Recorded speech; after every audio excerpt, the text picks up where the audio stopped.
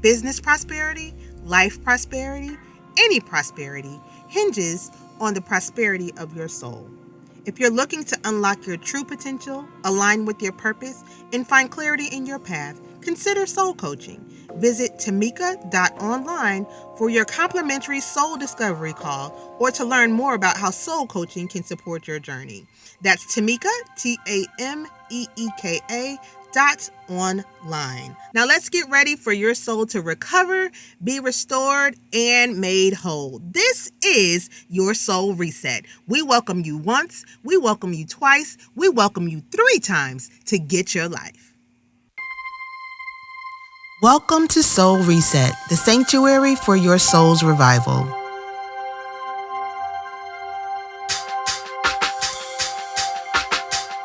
This podcast is dedicated to exploring the depths of the human experience and the nurturing of your soul.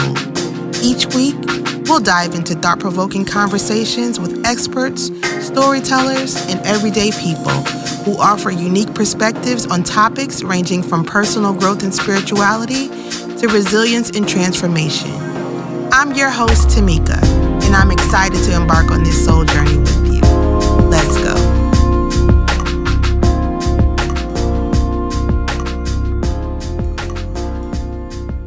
Hello and welcome to the Soul Reset Podcast. I am your host, Tameeka, and I'm excited to be with you today with our special guest. And we have with us today Sana Latrease, and she is a passionate advocate for disadvantaged families and youth in the foster care system. And as founder and CEO of Unashamed, a nonprofit organization, she's dedicated to promoting emotional well-being and providing support to families affected by incarceration, foster care, and teen pregnancy. Aside from her impactful work with Unashamed, Sana is highly regarded as a transformational speaker and author. Sana also collaborates closely with the Child Welfare Department in her home state of Connecticut, and she has an unwavering commitment that has garnered attention from various media outlets, including CBN's The 700 Club and The Jennifer Hudson Show. In 2019, she was honored as one of the 100 Women of Color by June Archer and 1128 Entertainment.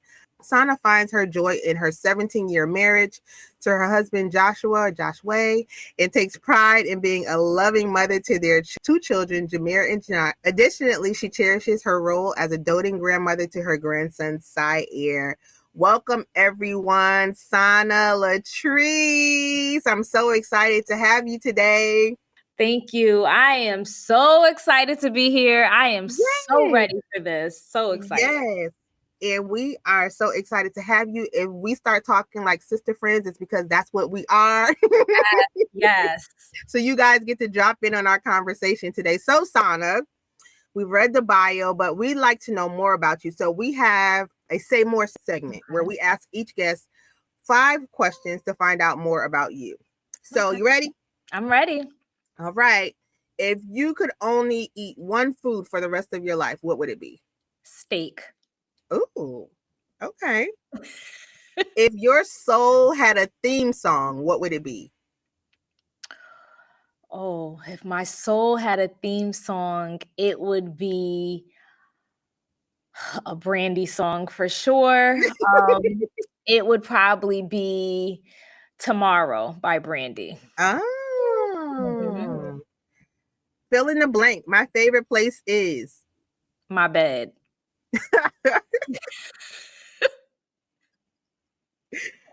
Okay. You are crafting a day dedicated to nurturing your soul. What are you doing? Where would you go? And who are you with? They could be dead or alive.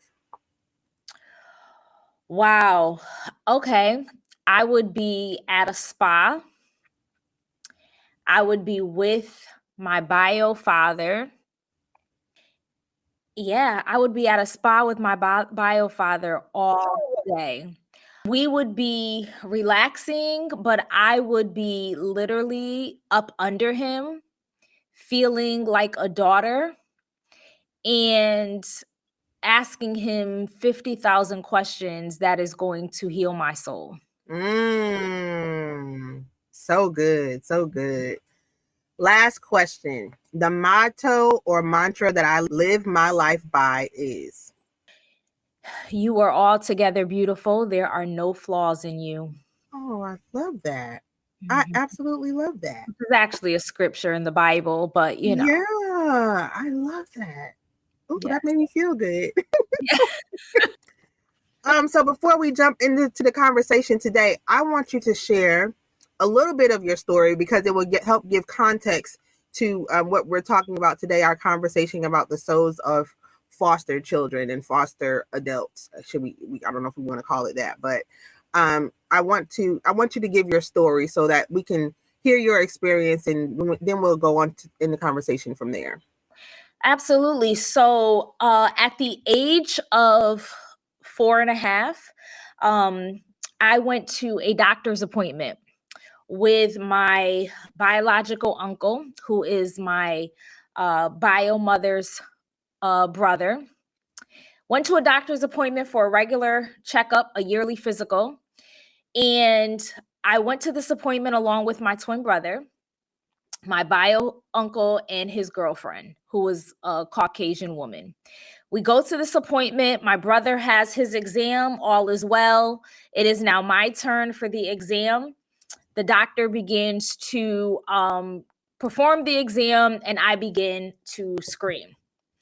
That is a red flag for the doctor. And so he brings in a nurse. The nurse begins to do the exam and ask me what is going on. She begins to ask me different questions, and I tell her that there are men that have been doing things to me.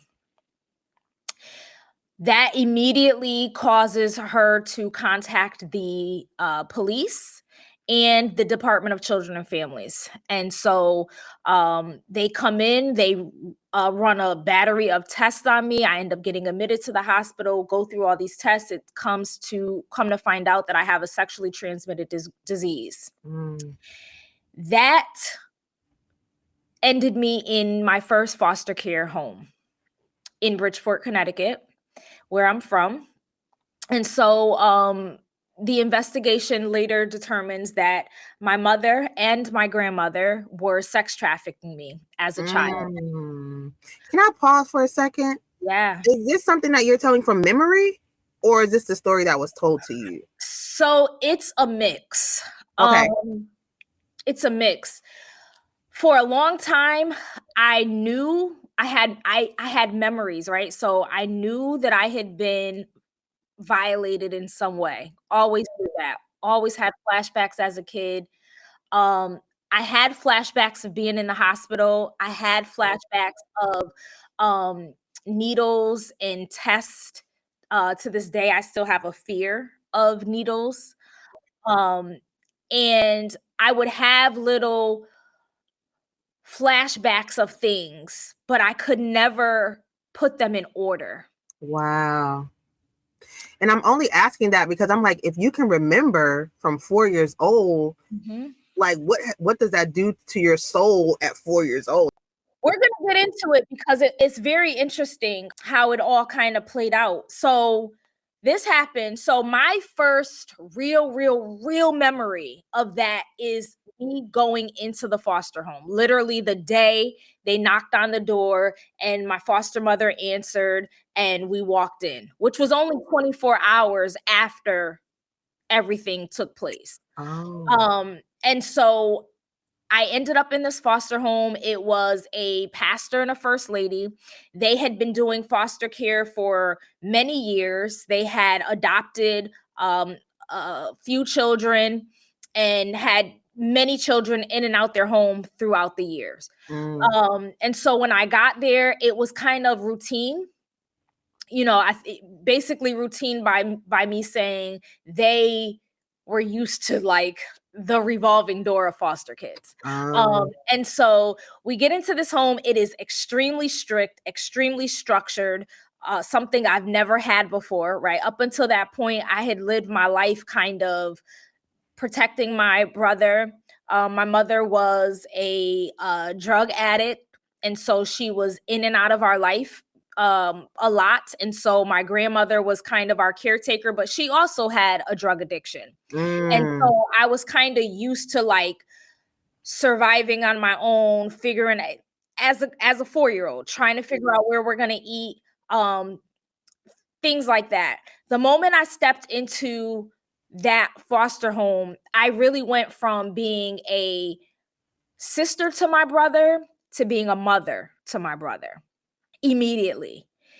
And we call that being parentified in the child welfare system.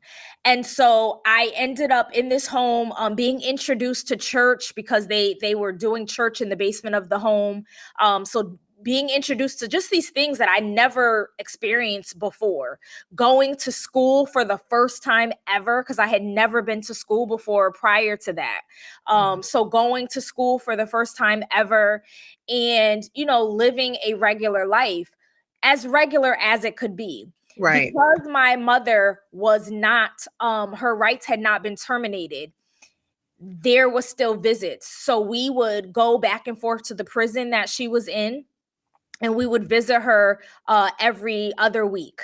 And those visits were hard because it felt like every week we were going to this visit, we were having a great visit with our mom, and then we were being taken away. So it felt like by the time you get back home, you go through the week kind of getting used to her not being there again, and then it's time for another visit, and then it's time to leave. So it was like this repetitive cycle of having her and then not, having her and then not. And so it was difficult in the foster home because there wasn't space to like talk about those feelings. No one ever asked me, how was your visit? Mm-hmm. What'd you and your mom talk about? How does that make you feel? Those conversations weren't happening. And so I think I learned at a very early age to just store up my emotions and to process them by myself in my head. Mm-hmm. Um, we were in that foster home for about 4.5 years. I ended up being molested again while being in respite home while in that same foster home. Yeah. So respite care is, it's temporary care in case your foster family has to go for like a doctor's appointment, or they're going on vacation, or they just need a break. They'll put you in a home that has already been licensed by the state of Connecticut to provide care for foster children, and you'll be there temporarily. Mm-hmm. And this home, they had 2 teenage boys, and one of the boys molested me. At this point, I told my social worker immediately when it happened. I told my social worker immediately, and we ended up being removed. But it happened very interestingly because my foster parents separated. There was some infidelity that happened, and they separated. Um, After that, my foster mother got really sick. And so it was determined that she would not be able to adopt us, even though that was kind of always the plan. She now was in a place where she just could not adopt us. And so we were placed for adoption. We went to school one morning, regular day, went to school, was going through our day. And I remember it around a little before lunch, I got called to the cafeteria at school. And so I go down to the cafeteria, walk in there, there's like balloons, there's cake, there's like, it's like a birthday party. And my social worker walks in, and and then my friends from my class come down. And my social worker is like, surprise, this is your adoption day. Like you're going to your adoptive home today, right now. Wow. And we got in the car, and all of our stuff was in trash bags, and we went on to this new home, and we ended up getting adopted about a year later by this new family. And they too were Christians, very much in the church. So that wasn't, different for me. We kind of fit right into that, to the way they kind of did life. And for the first time, I had my own room. It was a great home. They did, they treated us well. We were in a private school. We dressed nice. Like, it was great. The appearance of it was great. Mm. But there was a lot of things lacking that I needed to nurture my soul. Mm-hmm. One of those things was closure and the space to grieve. the fact that I had just lost my foster family, my social worker, and my bio family, because the adoption meant that I was officially adopted. My mother's rights were terminated, and I was now a part of this new family. That was 3 losses in one. 3 losses in one. No Wow. one ever asked me about the losses. No one ever anything. This was supposed to be our happy time. This is what the goal of foster care is, to be adopted. And so I should be grateful is the messaging. I should be grateful. I should be happy. And I won't say that I wasn't, but there was definitely a part of me that was very sad. Very sad. And again, not having the permission or the space to express what I was feeling. And so I went into a place of perfection where I tried to be the perfect child. I tried to get straight A's in school. I tried to make sure I did my chores. I tried to make sure I read 1,000 books and I knew all the big words, and I was just super smart. But I wasn't, right? I'm a child. So I still had my issues that I did as a child. And but I definitely adapted the perfectionism during that time period of my life. And so for me, life kind of went on. I felt like there was this expectation that I was supposed to almost forget that I was adopted. So you were supposed to be grateful. Right. And I was supposed to forget that I had a family before.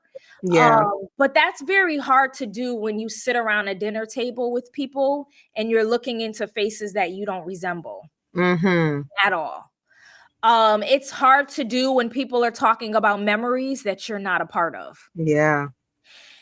It's very hard to do when you are out and about and people are looking at your adopted siblings and they look like your parents, and then they looking at you and you totally don't. You have a mom that's 6 feet tall and you're 4'9". It's everywhere, right? It's Yeah. everywhere. The reminder that you are adopted, that you really don't share the same blood or the same characteristics of these people that you've been placed into a family with. And so I struggled with that for a long time because I always wanted my mom. Like I Yeah. always wanted to be with my bio family, no matter what it was that she did. I just wanted her. Yeah. You wanted that And connection. yeah, I wanted the connection, and I didn't care if it meant that I had to live in a crack house to get it, you know? And so my adopted mom was a good woman. She has a great heart. She's definitely a servant. She's always served people, but I just don't feel like she nurtured me the way I needed to be nurtured. We didn't have like moments where we got in the bed and cuddled and I told you my secrets, or like none of that existed. It was Yeah. more of fear. Like I had a fear of her because she was a disciplinarian. And so I was kind of always on eggshells, I feel like. My adopted father, it was a little different. He was actually adopted himself. Oh. And so I think we just kind of clicked a little more because there was this unspoken understanding. And my mother represented a woman, but my dad, I never had a real father figure. Like I really, even when I was in foster care, my foster father, I really don't remember him ever being in the house, like ever be. I don't remember ever speaking to him. Like I just don't remember him really being around. And so this was really like the first experience I had with a male. And my father was very much like, you're I'm daddy's little girl. He always affirmed me. He used to tell me as a child I was going to be a boss. Like I remember that he would always say, "You're going to be a boss. You're going to be a boss." And I believe that it's because of him that I am like who I am, definitely. And so eventually I ended up At the age of 15, the desire to know my biological family became very overwhelming, and I started looking for them. I found them, and I ran away from my adopted family, dropped out of high school my sophomore year. I was 15 years old, and I went to Bridgeport, and I tried to basically put myself into this family, which is my family right now. People that I look like, people that Mhm. I feel like these are my people. We share the same blood. Our skin type is the same. Like I look like them. We laugh the same. Like it was so many similarities, but I stuck out like a sore thumb because I wasn't raised with them. I didn't act like them. They used to tell me I act like a white girl. I talk like a white girl. And so I didn't fit in there either. And so that was devastating to be like, this is who you've been wanting your whole life. And now you don't even fit here. But you have this other family over here you've been with, for the majority of your life, and you don't fit there either. So who are you? And those feelings led me to start dating, getting involved with men that just meant me no good. Mhm. But I was looking to belong and feel loved and just be with someone.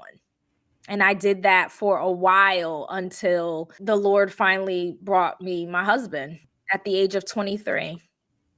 So that 15 to 23 span was wow. Yeah, it was the wildest, 8 years of my life. If anything that I could do, I did it. I took ecstasy pills. I danced in clubs. I was sexually active. I mean, anything I could do, I did it Yeah. in that span of time. Wow, wow, wow. And Mhm. so a big part of your story also is that you ended up also searching for your father's family Mhm. and found them. Was it 2020? I think I remember it being the pandemic. Yeah, it was literally the last day of 2020, December 3rd. And I had been, Mika, the truth is, for so long, I was so focused on my bio mother that I never considered that I had a dad. I was just so Wow. focused on her.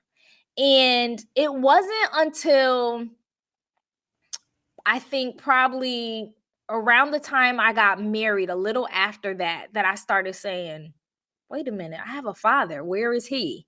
But I had no information. Like I had nothing. I had no name. I didn't know anything about him. There was nothing on my birth certificate. I went and got my original birth certificate. There was no father listed.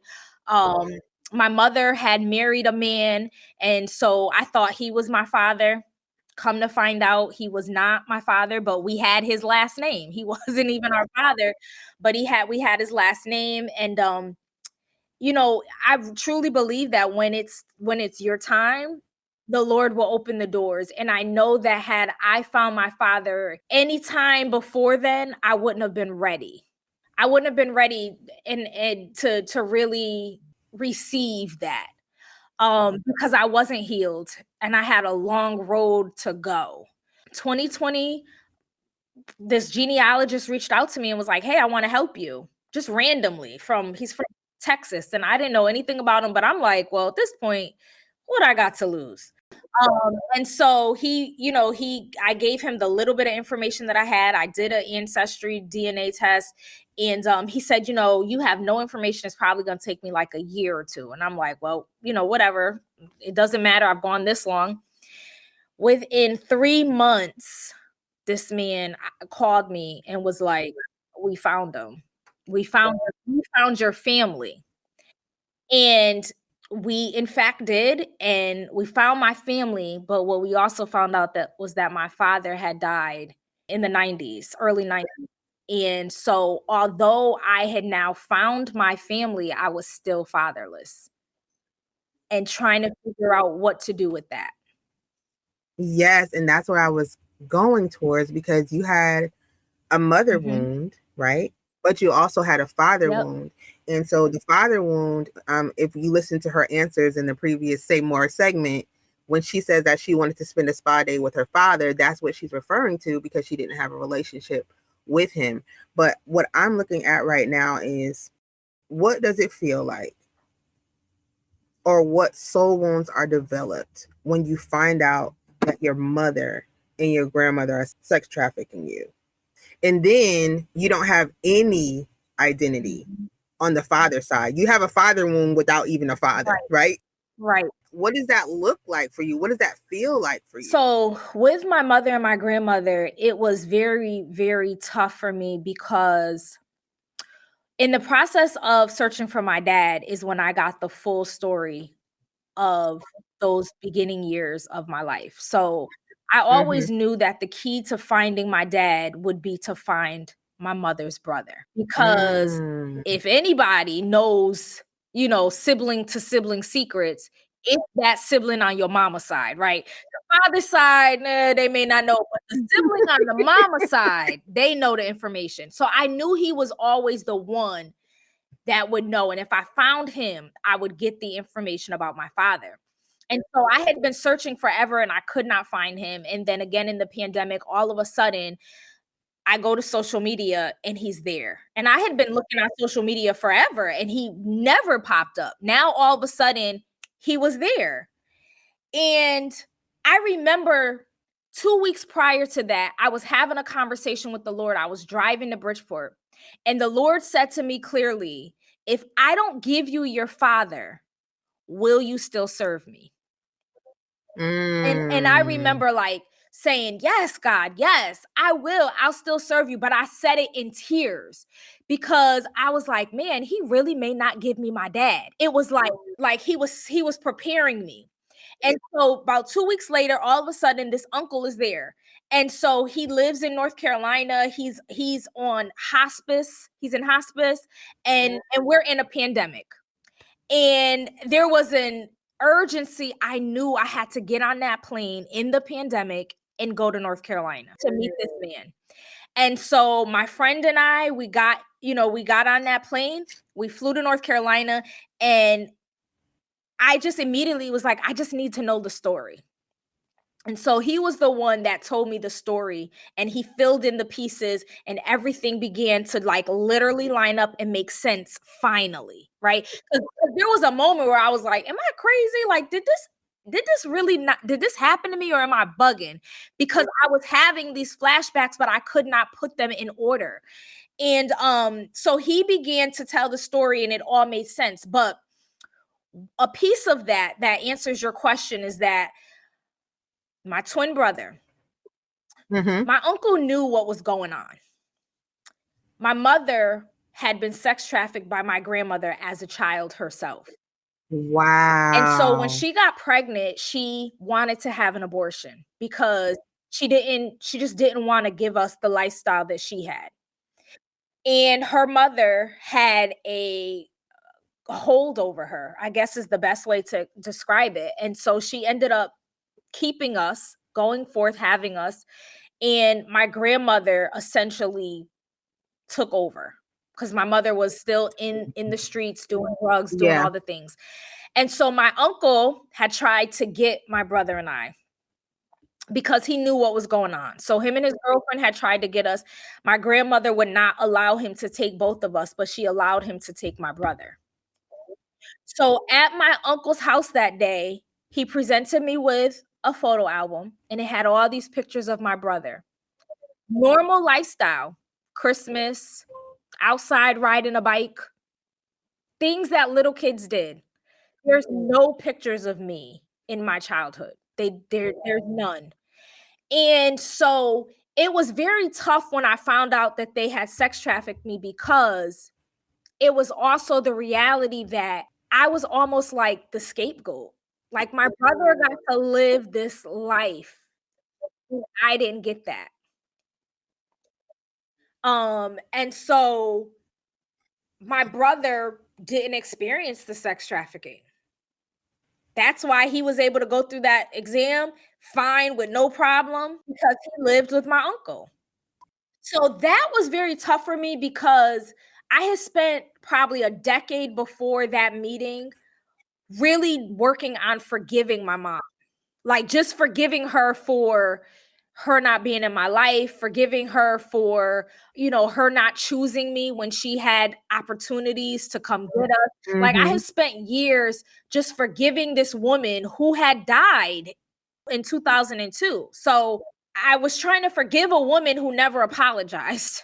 And that day when my uncle gave me the story, I remember when we left his house and we were going back to the hotel, I started going back to this place of unforgiveness because now it was deeper. You didn't just, Yeah. lose custody. You didn't just, neglect me. You didn't just, physically abuse me, but you sex trafficked your daughter and you allowed your mother to sex traffic your daughter. And that was a hard pill for me to swallow. I have a question.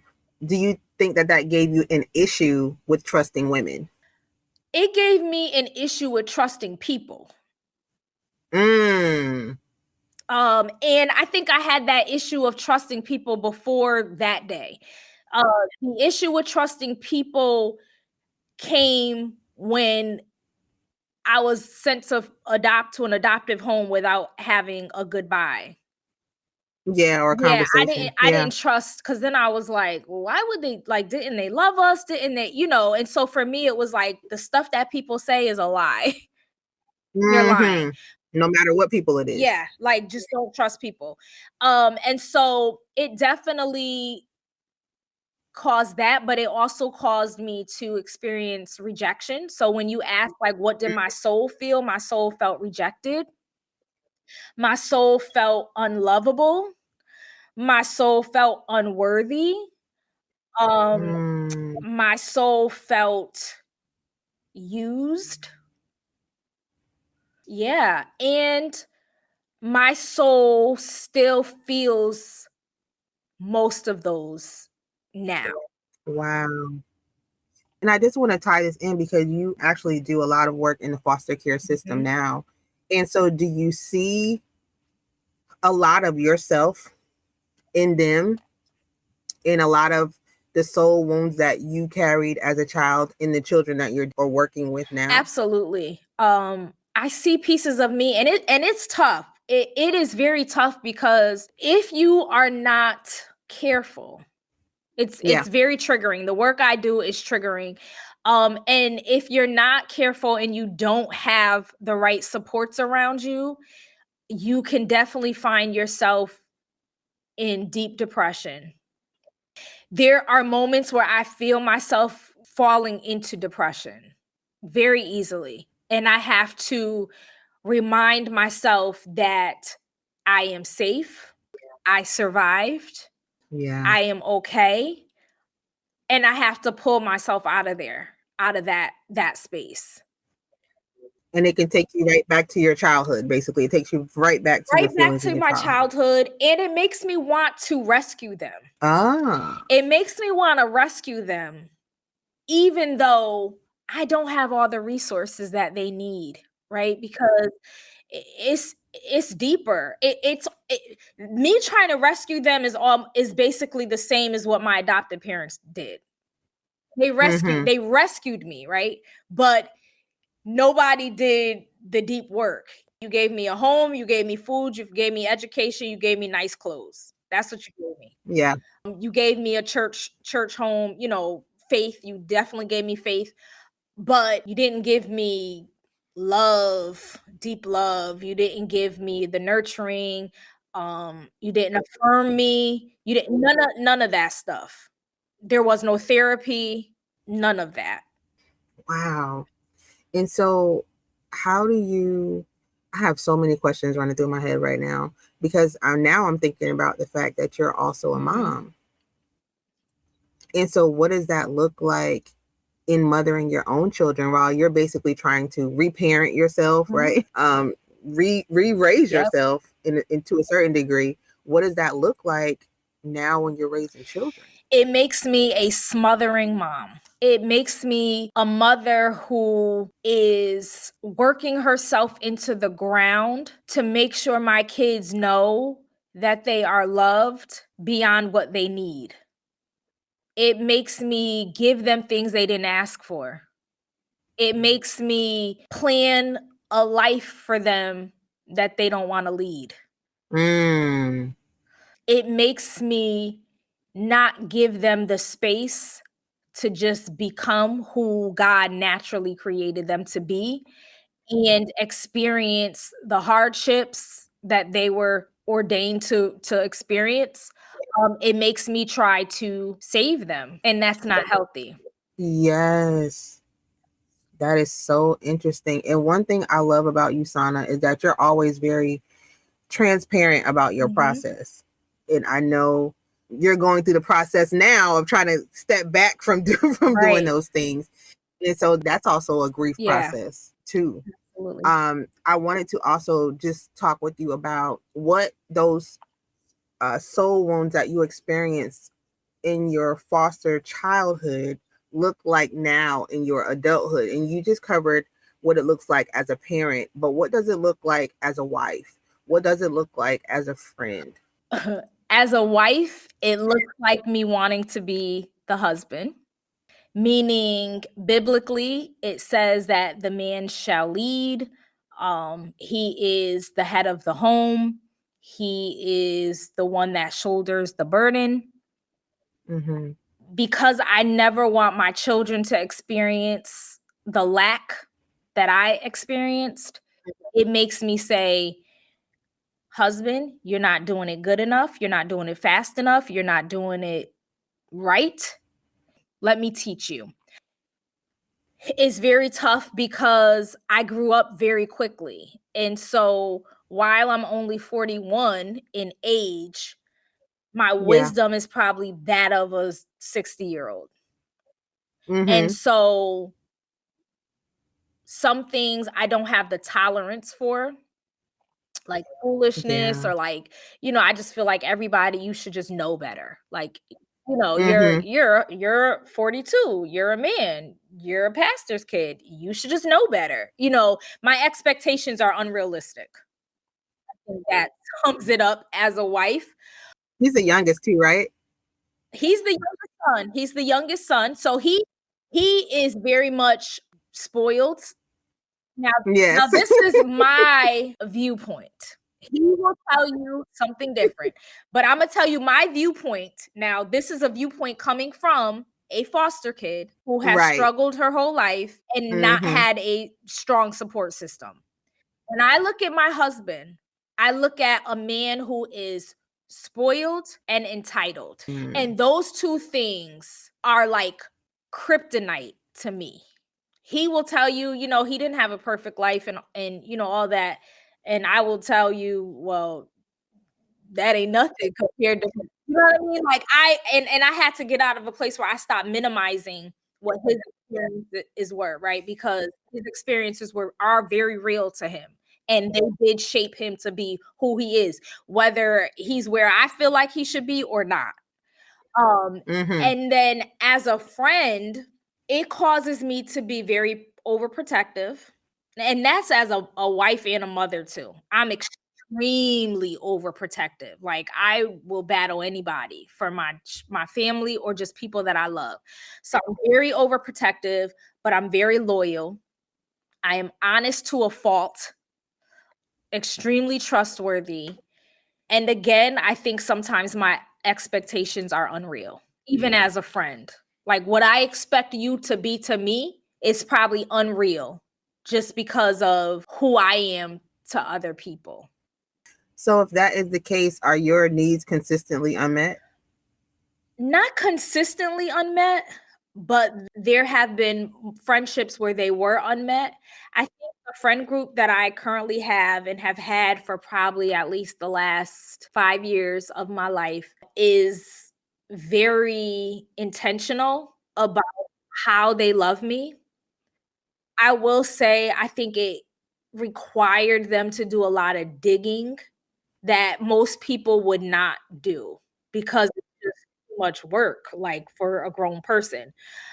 But I think that they were absolutely God sent, and so they understand the journey that I'm on, loving and parenting my 4-year-old self, and Yeah. so to them, the things that I desire is not unrealistic. They'll tell you that, but to me, sometimes I just feel like I'm a burden. I was just about to ask you that because just in listening to you describe being a Mhm. mom, describe being a wife, describe being a friend. It's all from the perspective of I'm a Yeah. burden. And I think that you don't like this word, but you're entitled to be loved and to be admired, and you're entitled to want what you want and have what you have. And so you're not a burden. You're not a burden. And I'm learning that now. I'm learning that literally within the last year and a half because I've always been like, I'm a lot. Like that's always been my thing. Like I'm a lot to handle. And I am because I come with a lot. I carry a lot. I have a lot of responsibility. I have a big call on my life. I do recognize just in everything that I've gone through, I recognize how the Lord literally chose me for this, and I am set apart. Yeah. I am set apart in a way that most people will never understand, and so that comes with a lot, Yeah. right? But I've also never really given people the opportunity to fully know me and to fully love me. Yeah. And so I'm learning to do that now. As you learn to do it for yourself. As I learn to do it for myself. And I'm learning to even allow my kids to love me. And I think that because I'm so transparent, they see this journey that I'm on. And so there are definitely moments in my life where my kids love the 4-year-old version of me. Oh. And they treat me like the 4-year-old version of me. There's these moments. 2 days ago, my daughter bought me roses. She gave me the roses to apologize because she had been extremely disrespectful, like, the day before. But I think that her disrespect was like, "I'm not being disrespectful, like, I am a 16-year-old girl, like, normal." But for me, it was super deep because of the way I love my kids. Yeah. And so my son had a conversation with her, and now my son basically grew with me. I had him as a teen, and so he grew with me. So there's a lot more that he has seen that she has not. Yeah. And so he had a conversation with her, but all I know is that day she came to my car when I pulled in and she's like, "Mom, these are for you, and I'm so sorry." When she gave me those roses, for me in that moment, I shrunk to 4. And she Yeah. hugged me, and it felt like a mother hugging her daughter. Oh, wow. Yeah. So, these are the things that adult foster kids who did not get to heal as kids and are healing as an adult are experiencing. Things that are little for most people are major life events for us.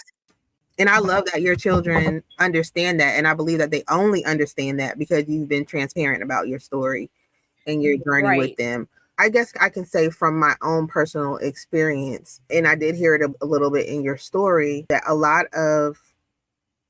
I've seen it with children and adults, foster children, a lot of times try to control situations because their situations have been so out of control for a long Yes. time, And so what I see, even though you call it smothering, is just trying to make sure that nothing happens to my babies, Yeah. nothing happens to my marriage, nothing happens to my friendships.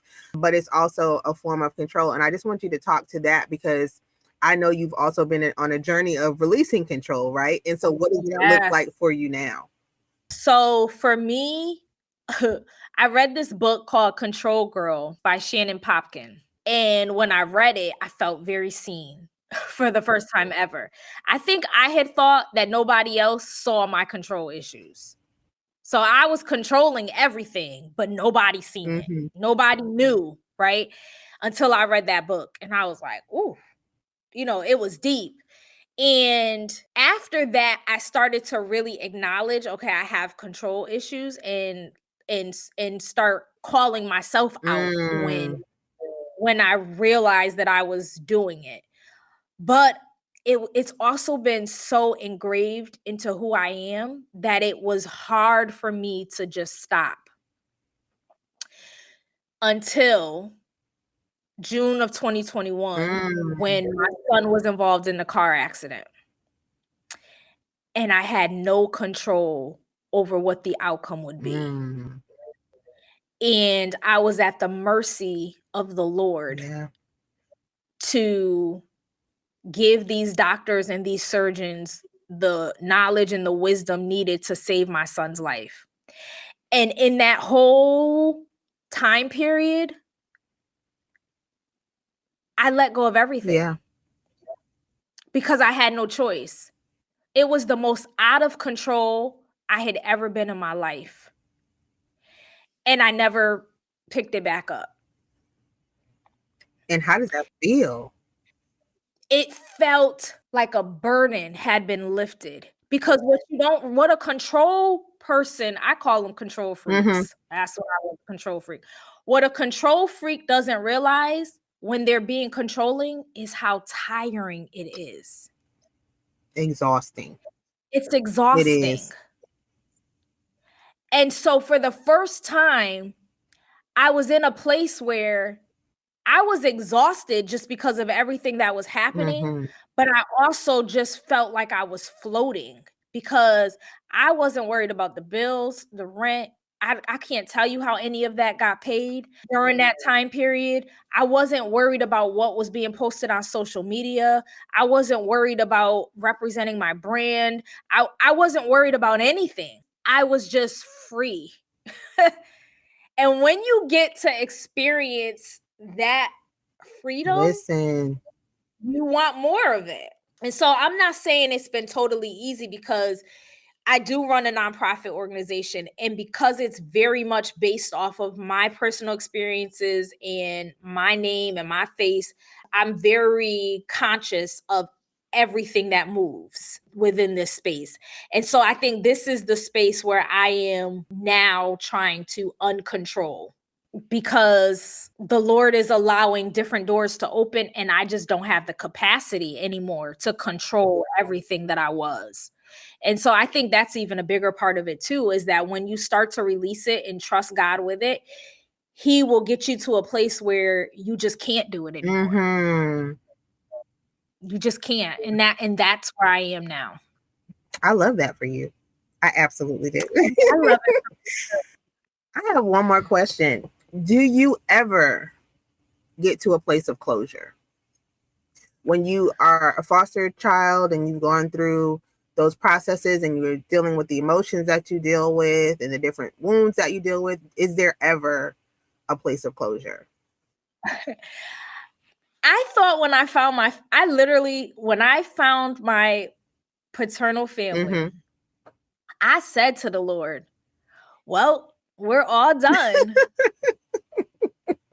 I don't have no more story to tell. I'ma just be out here doing whatever. Cause I really thought that like that was the closure. Yeah. That was the end of it for me. And I was just about to live this normal life, whatever that normal looked like for other people. That's what I was about to live. I had no clue that it was just the beginning of healing for me. So I say no. For me, I don't foresee there ever being closure. I don't know if I want closure because I feel like closure means the end. And I want to forever be becoming somebody better. I sat at a funeral, my adopted grandmother's funeral about 3 weeks ago.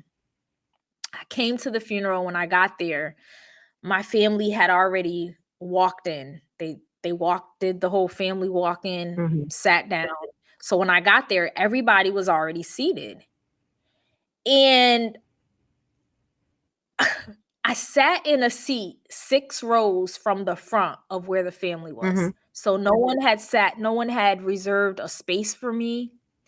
No one had called me to say, "Hey, Sana, where you at? We're about to walk in." I sat in that seat and I burst into tears. And my husband was like, "What's wrong? Are you okay?" I said, "I feel adopted." Wow. And I remember looking at the program and my name wasn't in it. Like I wasn't doing anything, right? My other cousins were listed. They were doing different stuff, the scripture or the obituary or whatever. I was not included in that.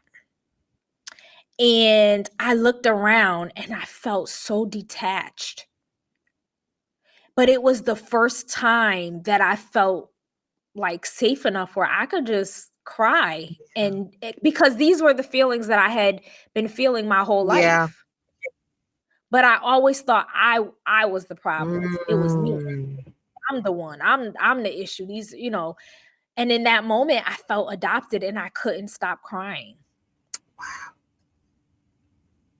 And so when you ask that question, I'm reminded of that, because I feel like just when you think, all right, I'm at a place where I can kind of coast, something erupts and you realize, nah, this is the beginning of another chapter. Journey.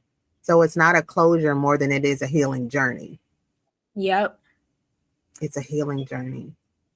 Yep. And that journey, I don't think that journey ever ends. Just like you said, I don't think it ever ends. I don't know that it should end.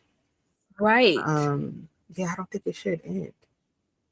I don't think it should ever end. You're continually healing, continuously evolving.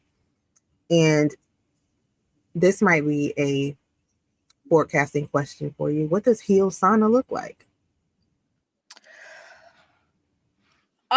Healed Sana looks like real joy. Real joy. She looks like extremely free. And I will say, this is the freest I've ever been in my entire life, where I am right now. It is the freest I've ever been, because I feel like I have found the balance between resilience and vulnerability. Yes. I feel like I've found it, and I feel like it resonates with people in a way that some people have never had the language to give it. And so I feel like I can say whatever I want to say. And I've always said whatever I wanted to say. Have always. But I think that I say it now with a little bit of empathy. Before I would say it and I didn't care, like how you felt, whatever. But when I say it now, I have some empathy, and I have some, like, I don't feel like I have to show up strong all the time. Yeah. I'll be in my stories crying. I'm telling you, today's not a good day. I'm not, I can just be me. And so I'm the freest I've ever been. But the funny thing, Mika, last week I was driving home and I'm listening to the radio, and Breakdown by Mariah Carey came on. And I'm singing the song, right? I'm singing the song. I've sang that song many times before, right? We grew up with that song. So, but this time, as I'm just singing the lyrics all loud in my car, girl, I started crying. Because I thought of this podcast and what we were going to be talking about today, and the words, girl, of this song. It's going to sound crazy, but if you are a foster child, have been a foster child, an adoptee, I urge you to go back and listen to this song from that perspective. Not that you're singing to a man, but from that perspective. The words where she says, well, I guess I'm trying to be nonchalant about it, and I'm going to extremes to prove I'm fine without you. But in reality, I'm slowly losing my mind. Underneath the guise of a smile, I'm gradually dying inside. Friends ask me how I feel, and I lie convincingly, because I don't want to reveal the fact that I'm suffering. So I wear my disguise till I go home at night and turn down the lights, and then I break down and cry. That thing hit me. And I thought of my bio mom, I thought of my dad. I thought about the nights where I go home and I look at their picture on my nightstand and I cry. Because what I want, I will never have. So I have to learn how to walk through this life and just be satisfied and settled. Satisfied and satisfied and settled. You grieved what you won't have. Right. You grieve the apologies you won't get. You grieve the relationships you won't get. I grieve never hearing my father's voice say my name or hearing his laughter. Like, I grieve that daily. And I think that I always will. Yeah. Yeah. Yeah. And that's just what we were talking about just before. There will never be closure to that. There Never. will never be closure to that. I keep saying one last Nope. question, but I really do have one last question. Listen, I am all yours. I really do have one last question because I am adopted, but my adoption story is a lot different than yours. In that my mom started dating my stepdad when I was 2, so he's been my dad since I was 2. My biological father is in the picture, but he was, in and out or whatever. And so there are things that I do deal with emotionally, abandonment and things like that, because I feel like your bio whatever can never be replaced. They can never be replaced. I don't care if you've had the best replacement in the world, if you've had the best stepdad, stepmom, or whoever stepped in to help you or raise you or whatever, they will never replace that bio person. And so I'm asking this from my perspective, but also from the perspective of my story is not yours, right? And so your story deals with a lot more. While I deal with abandonment issues, you deal with a lot more than I did. And so you talked a lot about how your friends have supported you, how your husband has walked you through this, how your children are walking you through this. And just as this last question, I want you to talk about how we as friends can help those or be more sensitive to those who have gone through that foster journey. Because I've even heard people say, oh, she was a foster kid, but she should be over that by now. Well, that's not how that works. Yeah. She should be over that by now. No, you don't get to say that, right? So what can we Right. do to support our friends who have been through that whole foster process, may have been adopted, and also it's a twofold question: how can we support them? And the second part is how can we support them in love in trying to help them see themselves, right? Because sometimes there are different behaviors that come out that they may not even associate with being a foster Right. child or being adopted or anything like that. But me standing on the outside, I see it. You're controlling because you weren't able to control things as a child. I can easily see that. But how do I help them to now acknowledge it, number one, but then to help them walk through that process? For some people, it's supporting them as they reparent themselves, supporting them in their role that they have now as a parent or as a wife or as a husband, or even that can show up at work. Right. Those are my questions. How do we support them? And then how do we address them in love? So I think the first thing is listen to learn and not listen to fix.